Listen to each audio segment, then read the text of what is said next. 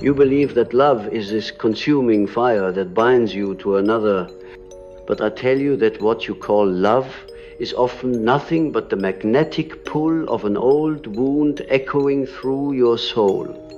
The face you gaze upon, the voice that stirs something inside you.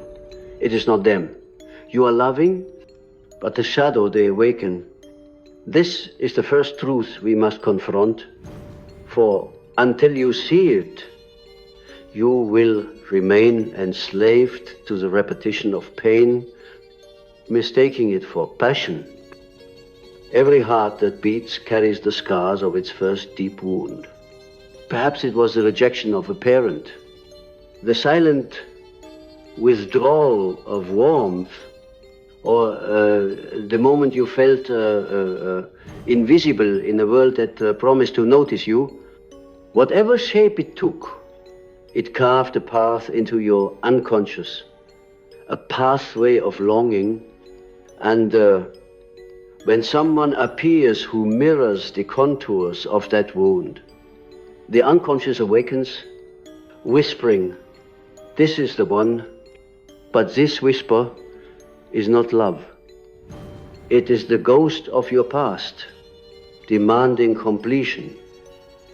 When I speak of wounds, I do not speak only of trauma in the sense of pain inflicted by others. I speak of the psychic tears within the fabric of your being, the splits between who you truly are and who you had to become to survive. As a child, you learn quickly what earns love and what provokes rejection. You put on masks, personas, layers of performance.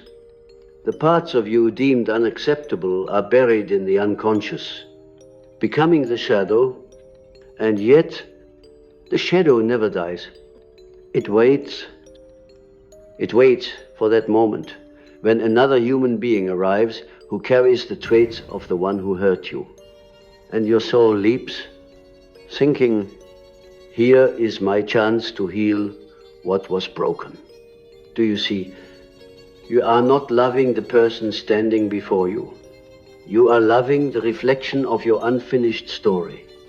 You are addicted to the idea that this time the ending will be different. The unconscious is a ruthless playwright. It stages the same drama again and again, not to torment you, but to awaken you. If you do not recognize this pattern, you will chase the same faces in different bodies, each time believing that this is finally love, only to find yourself back in the cold arms of disappointment. And so I must ask you, do you love them? Or do you love the familiar ache they stir within you? The ache feels like home, and home, no matter how broken, is where we return. This is why people remain in toxic relationships. They are not bound by true affection, but by the unspoken loyalty to their own pain. There is a peculiar comfort in reliving the wound. The psyche clings to what it knows, even if what it knows is suffering. Healing, by contrast, requires stepping into the unknown. It asks you to face the shadow directly, to sit with the child you once were, the one who cried out for love and was met with silence, to look into those eyes and finally say, I see you, you are enough, you are loved as you are. Most of you have never done this, because it is far easier to project that need onto another, to say, love me and I will be healed. But no one can do that for you. The lover becomes merely a vessel for your own longing. And when they fail to fill the abyss, you blame them, never realizing that you were asking them to do the impossible. Dreams are often the clearest mirrors of this truth. A patient once came to me deeply in love with someone who did not return their affection. In her dreams, she saw herself standing in front of a locked door, holding a key that would not fit behind the door.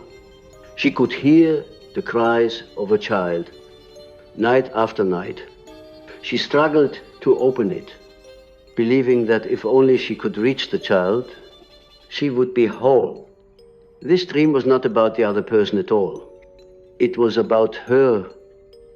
The locked door was her own heart, sealed shut by years of neglect and fear.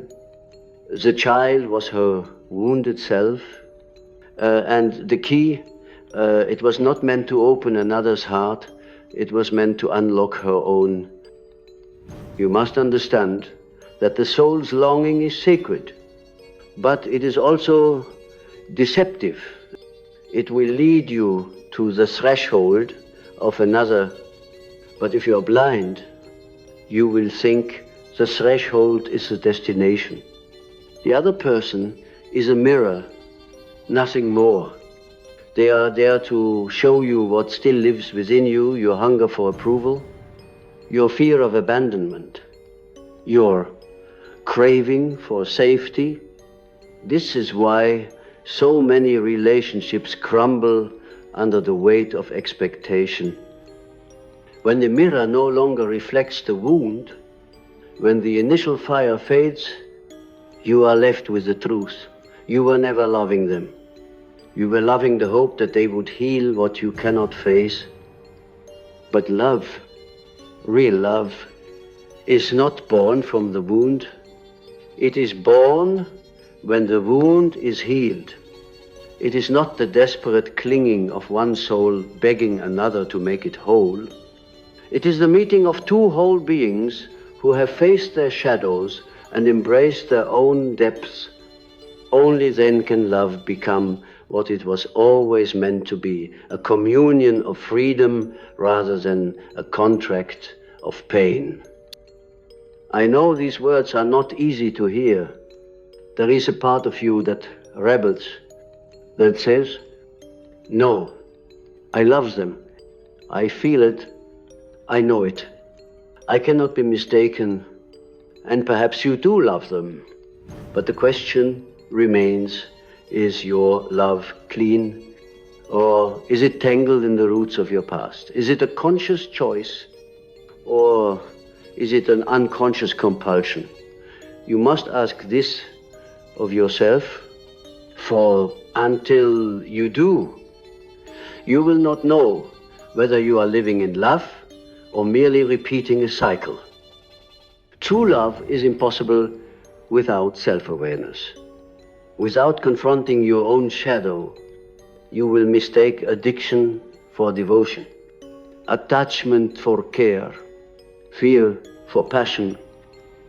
The shadow, that dark and unclaimed part of the psyche, is not your enemy. It is the gateway to your wholeness. When you see that you are addicted to your wound, it is not a condemnation, but an invitation. The wound points to where you are still asleep, where you have yet to awaken to the fullness of your being. To love another fully, you must first descend into your own depths, retrieve the parts of yourself that you abandoned, and bring them home. Otherwise, you will continue to seek in others what you have denied within yourself. Think of the archetypes: the lover, the child, the orphan, the victim, the hero. Each of these lives within you, and each has its own voice. When you are drawn to someone who seems to complete you, ask yourself, which archetype within is crying out? Is it the child longing for a parent? Is it the orphan desperate for belonging? Is it the victim seeking a savior? Until you know which voice speaks, you will be led not by love, but by the unconscious hunger of an unmet need. I have seen it countless times in my practice. People fall in love with those who carry the energy of their first wound. The father who was cold, the mother who was distant, these figures imprint upon the soul. And when someone arrives who evokes that same feeling, the psyche says, here is my chance to finally be loved by them. But this is an illusion. No lover can rewrite your childhood.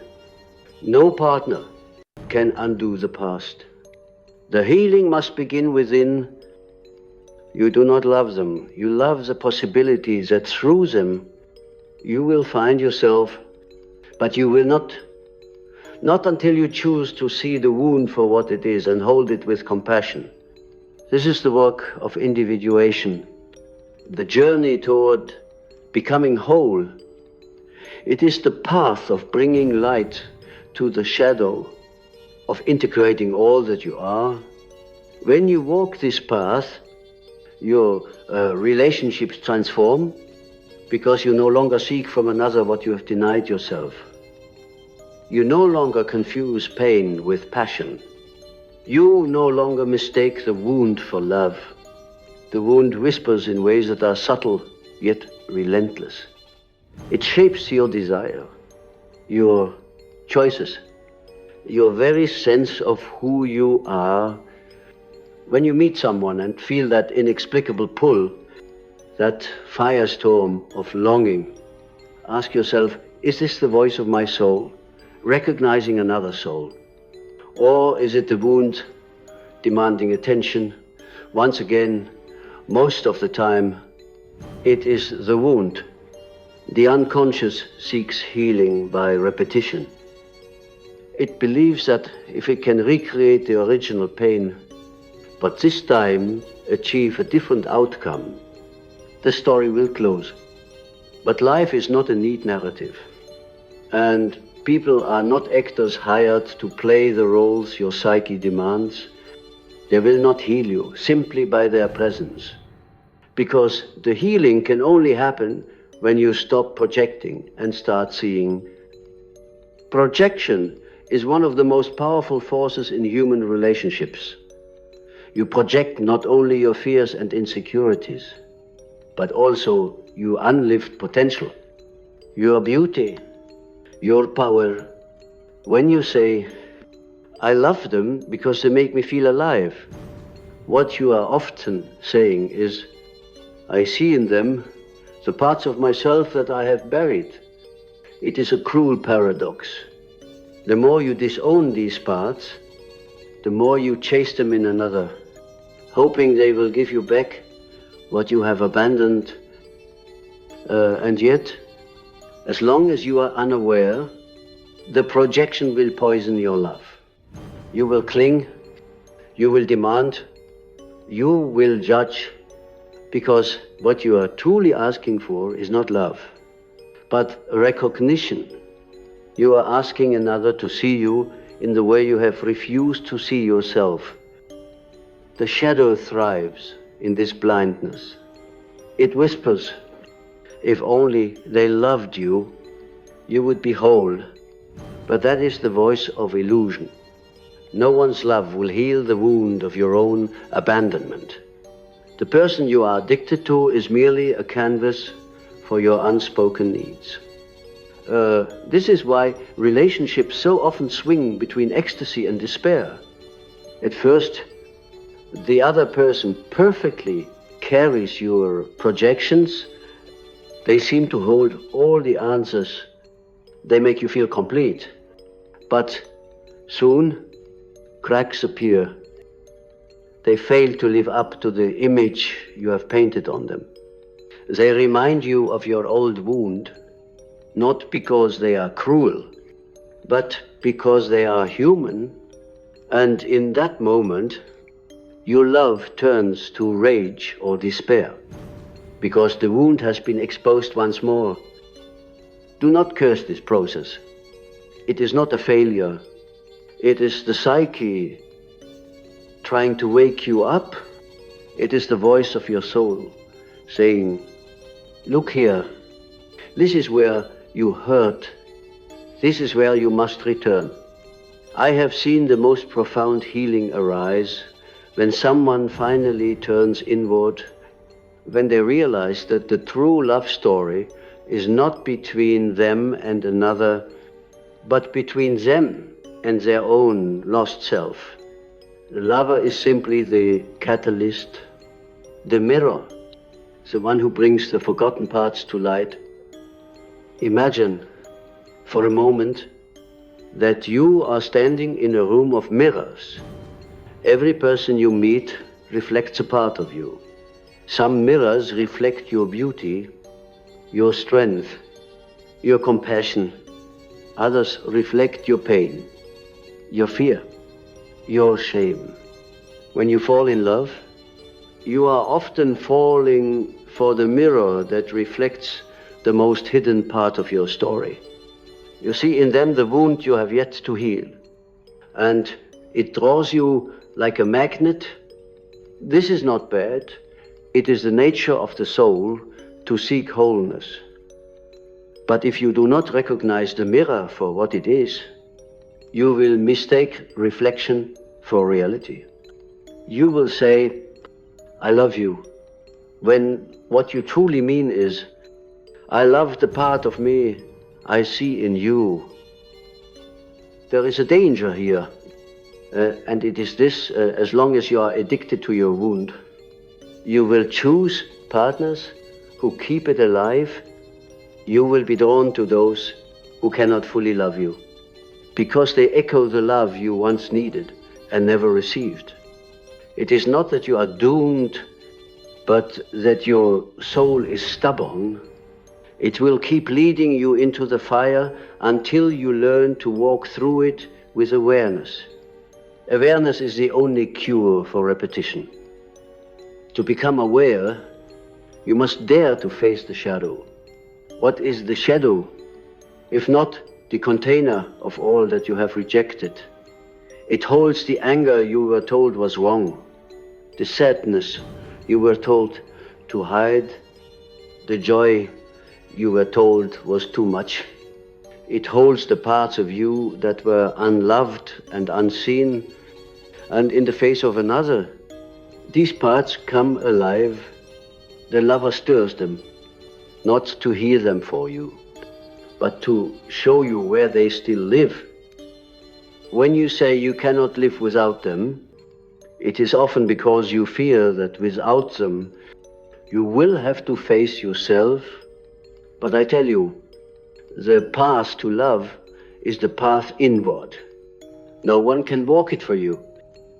I once spoke with a man who had fallen deeply in love with a woman who reminded him of his mother, cold, distant, yet captivating. He could not understand why he felt so powerless around her, why her slightest withdrawal sent him into panic. As we spoke, it became clear that he was not truly loving her. He was trying to rewrite his childhood. He wanted her to give him the warmth his mother never did. Every time she pulled away, he felt the old wound open again, and he chased her, thinking that if he could just win her love, he would finally be free. But freedom cannot come from repeating the old story. It comes from seeing it for what it is, from saying, this is my wound, and I will tend to it myself.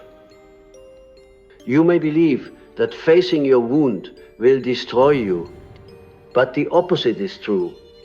It is the avoidance of the wound that drains your life force. It is the endless chasing of love outside yourself that leaves you exhausted and empty. When you turn inward, when you sit with your pain and say, I will no longer run from you, something miraculous happens. The wound begins to soften. It no longer needs to scream for attention. And as it softens, you become free, not from love, but from the compulsion to mistake pain for love. Dreams, again, speak in symbols. A woman once dreamt she was carrying a bleeding child through a dark forest, searching for someone to help. She knocked on doors, but no one would open. The dream haunted her. In our conversations, it became clear that the child was not someone else's, it was hers. It was the part of her that had been hurt and ignored for so long that it bled in silence. The forest was her unconscious, the realm of all she feared to explore. And the locked doors were the people she had tried to love, hoping they would save her. But the dream was not about finding someone else to heal the child. It was about taking that child in her arms and saying, I will not abandon you again. When you see this, when you realize that you are addicted not to love, but to the reenactment of your own pain, you have a choice. You can continue down the familiar road, chasing mirrors and calling them lovers, or you can turn inward, face the shadow, and begin the work of integration. Integration is not a destination. It is a process. It is the daily act of noticing when you are projecting, when you are asking someone else to carry your pain. It is the willingness to pull that projection back, to say, this is mine, I will hold it. Only then can love become pure. Only then can you look at another and see them not as a savior or a villain, but as a soul walking their own path. You will not demand that they heal you, nor will you try to heal them to avoid your own work. You will meet them as equals, whole and imperfect, knowing that love is not the fixing of wounds, but the joining of two souls who have learned to hold themselves. And so I ask you again, do you truly love them? Or are you addicted to your wound? If you dare to answer honestly, you will see where your path leads. And if you are brave enough to follow that path inward, you will find that love, true, unshakable love, has always been waiting, not in them, but in you. The wound is not your enemy, although it feels like a relentless adversary. It is, in truth, a messenger carrying within it the story of your forgotten self. Each time you fall into what you call love, but is truly compulsion, the wound rises to speak. It says, remember me, remember the place where you were once split, where you abandoned a part of your soul just to survive. Love, when it is pure, does not demand that you abandon yourself to find another. It is the meeting of two people who have already come home to themselves. But as long as you are addicted to your wound, love will always be entangled with fear. Fear of loss, fear of rejection, fear of being unseen.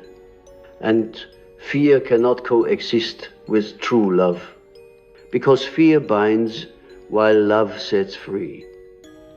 You see, many of you are still trapped in the archetype of the child. The child archetype longs for safety, for protection, for someone to say, you are loved unconditionally. When you were small, your entire world revolved around receiving this love. And when it did not come, or when it came inconsistently, the wound formed. You began to believe that love must be earned, that you must prove your worth.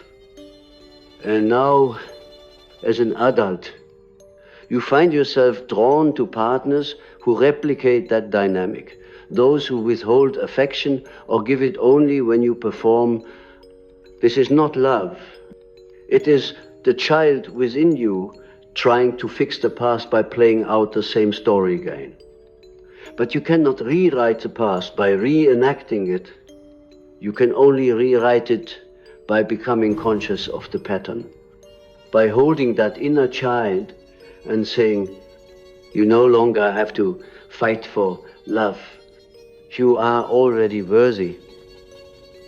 The lover archetype plays a powerful role here. The lover within you is not just about romantic passion, it is about your connection to life itself, to beauty, to the divine spark. When the lover is wounded, it becomes disparity, clinging, hungry. It looks for ecstasy outside of itself, believing that without another, it is incomplete. But the true lover archetype is whole and radiant, capable of deep connection without losing itself. It loves, not because it is empty, but because it is overflowing. And that is what you are meant to embody. You are meant to find that place within you where love is not a grasping but a giving, where it flows naturally, because you have embraced your own depths. This is the work of individuation. Individuation is not about becoming perfect or self-sufficient in a cold, detached way. It is about becoming whole, integrating all the pieces of your psyche, both light and dark, both conscious and unconscious. When you integrate the shadow, you are no longer driven by blind compulsions. You no longer need someone to fill the holes in your heart, because you have learned to hold them yourself. Then, and only then, can you approach another person and say, I do not need you to complete me. I choose you, freely, from my wholeness. This is the essence of true love, a conscious choice, not an unconscious addiction. Let me tell you something. Many of you do not want to hear love without awareness is dangerous. It is dangerous because it masquerades as salvation while secretly deepening your wounds. You think, if I can just make them love me, I will be healed. But love sought in this way is always conditional, always fragile. It is built on the hope that someone outside of you will do what you have not done for yourself. And when they fail, as they inevitably will, you collapse. You feel abandoned, betrayed, unworthy. But it is not them who abandoned you, it is you who abandoned your own heart long ago. I have sat with people whose entire lives were shaped by this unconscious search. They move from relationship to relationship, always chasing the same pattern, always ending in the same heartbreak. One woman told me, I don't know why I keep choosing men who don't love me back. It's like I'm addicted to the pain. And I told her, you are, because the pain is familiar. It is the echo of your earliest love story. And the psyche is drawn to what it knows. It took time for her to see that her real task was not to find a man who would finally love her, but to love the parts of herself she had rejected. When she began to do this, everything changed.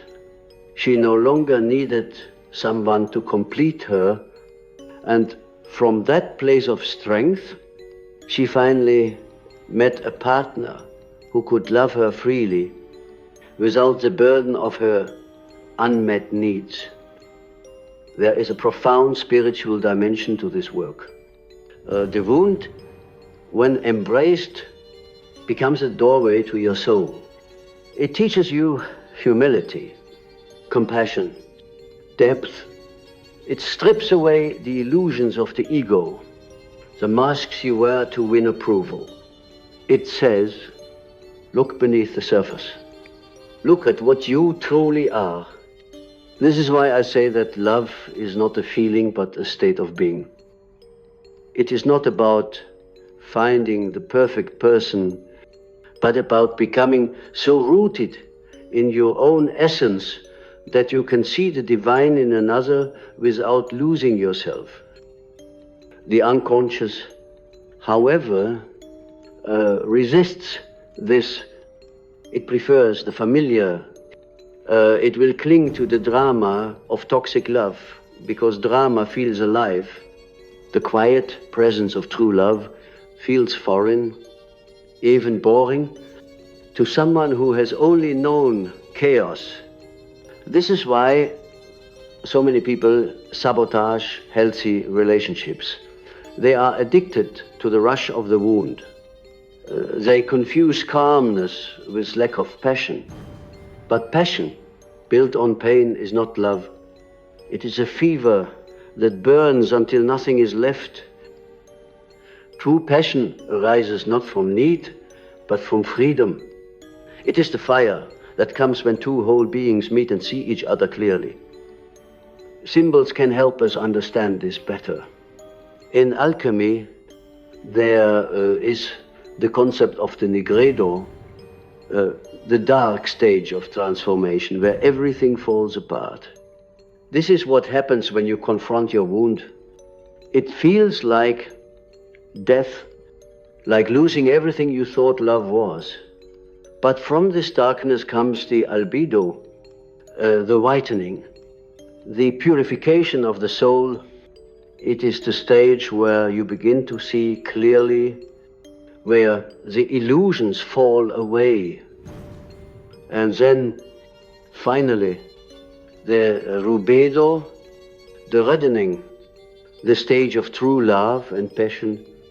But now, it is a passion that is rooted in awareness, in wholeness.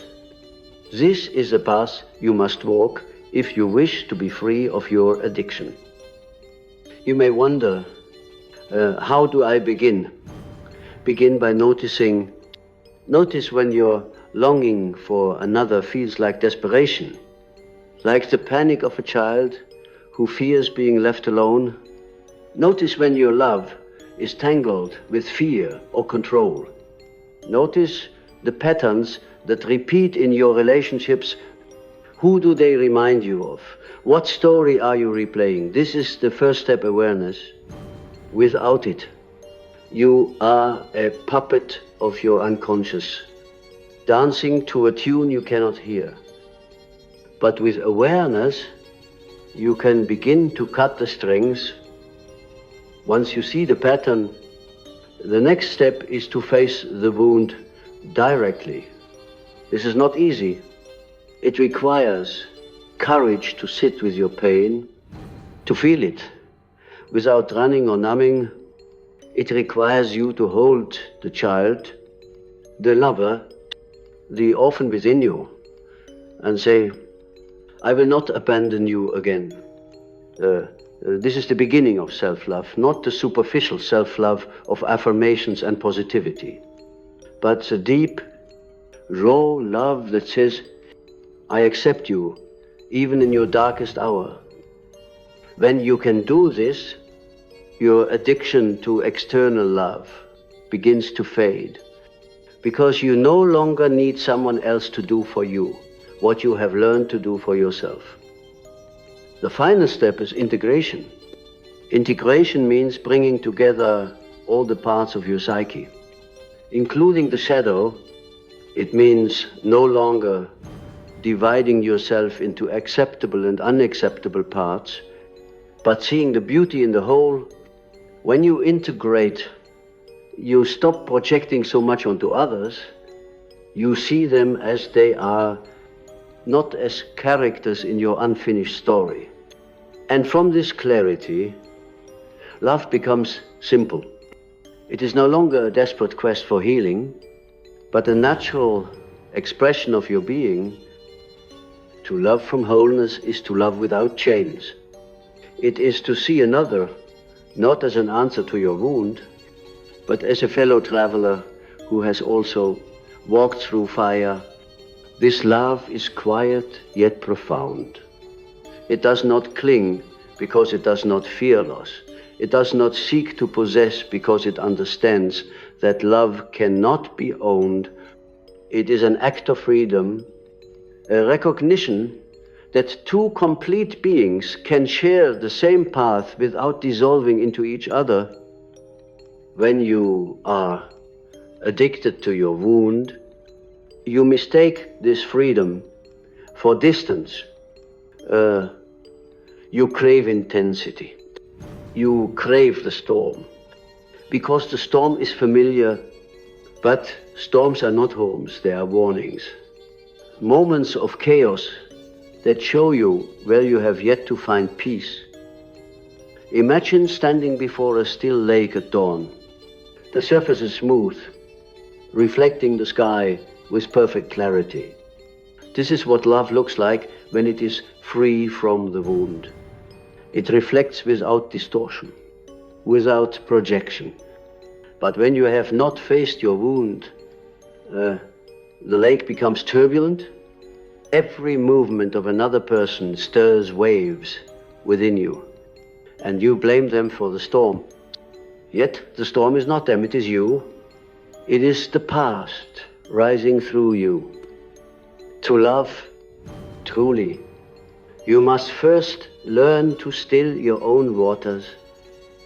This stillness does not come from repression. It comes from integration, from allowing every part of yourself to exist without shame.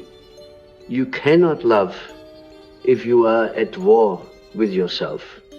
You cannot receive love if you believe you are unworthy of it. And yet so many people seek love to prove their worth. They enter relationships hoping to hear the words they could never tell themselves: you are enough. You are loved. But until you can whisper these words into the heart of your own shadow, you will not believe them. No matter how many times someone else speaks them. I remember a man who came to me broken by the end of a relationship. She was my everything. He said, without her, I am nothing. As we spoke, it became clear that he had made her the guardian of his wound.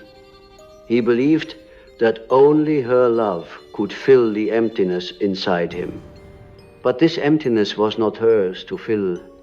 It was his own soul, calling him back to himself. He had given her the power to define his worth. And when she left, he felt as though he had been shattered. But in truth, he was not shattered. He was simply being shown what had always been there, the wound he had been running from. I told him, you do not need her to see your value. You need to see the part of you that believes it has no value and bring it home. This is the essence of the work. You must stop outsourcing your healing. No lover, no partner, no friend can do this for you. They can walk with you. Yes, they can witness your journey, but they cannot heal what you refuse to face. The wound will continue to choose for you until you choose to face it, to feel it, to love it. When you do, something extraordinary happens. The very wound that once enslaved you becomes your teacher. It becomes the source of your compassion, your strength, your ability to love without fear. Many people fear that if they stop chasing the wound, they will stop feeling. They think, if I let go of this pain, I will be numb. But the opposite is true. When you let go of your addiction to the wound, you begin to feel more, not less. You feel life in its full spectrum, the quiet joys, the subtle connections, the deep peace that comes when you no longer need chaos to know you are alive. Love becomes softer, but stronger, less like a wildfire and more like the steady warmth of the sun. It does not consume, it sustains. The unconscious loves symbols. And one of its favorite symbols for love is the fire. Fire is beautiful, but it can also burn. When your love is born from the wound, the fire is wild and destructive. It devours everything in its path because it is fueled by fear and longing. But when your love is born from wholeness, the fire is steady, controlled. It gives light and warmth without destroying. This is the fire you must seek, not the fire of compulsion, but the fire of awareness. There is also a deeper mystery here, one that lies at the heart of Jungian thought. Every relationship you have is, in some way, a relationship with yourself. The people you love most deeply are mirrors, reflecting both your light and your shadow. When you love someone, you are loving the parts of yourself you see in them.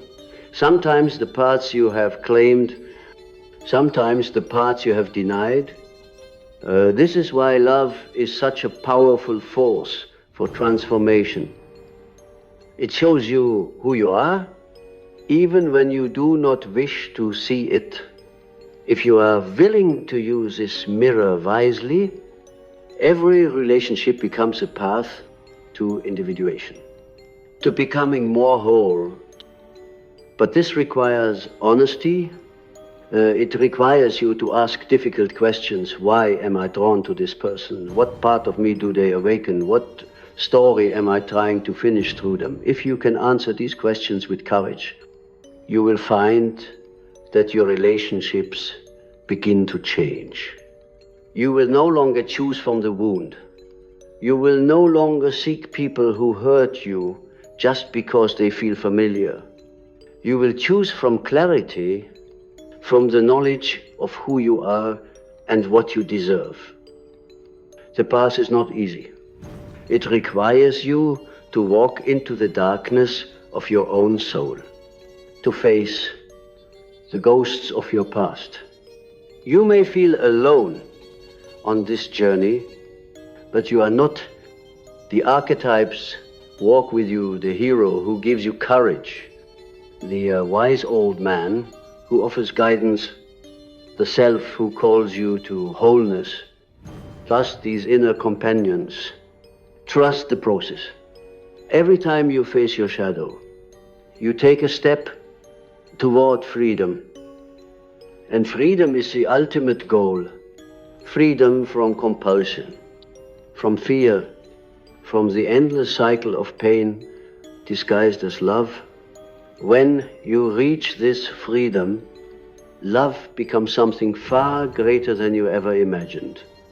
It is no longer about possession or need. It is about seeing another soul in its full humanity and saying, I honor you. I walk with you, not because I need you to heal me, but because I see the divine spark in you as I see it in myself. If you are listening to these words, know that your wound does not define you. It is part of your story, but it is not the whole story. You have the power to break the cycle, to step out of the pattern, to laugh in a way that is not tangled with pain. It begins by turning inward, by facing what you have long avoided, by learning to sit with yourself in silence. In that silence, you will find the child who was once lost. You will find the shadow that has been waiting for your embrace. And when you embrace them, you will find yourself. Do not be afraid of this work. Yes, it will break you, but only in the way a seed must break before it grows. You are meant for more than endless repetition. You are meant to become whole, to become free, to become love itself. The person you think you love, the one you cannot let go of, they are not your salvation. They are the doorway. Walk through it, not to them, but to yourself. And when you do, when you have healed and integrated, you will see love differently. You will not ask, do they love me, but how can I love more deeply, more freely, more truthfully? You will not fear the ending of love, because you will know that love, once born from wholeness, does not end. It may change form, but it never dies. It is the eternal force that binds all of life, the quiet pulse beneath every heartbeat. So, I leave you with this. You don't love them. You are addicted to your wound. But within that addiction is the key to your liberation. Face the wound, honor it, heal it. And when you do, you will discover that love is not something you find, it is something you become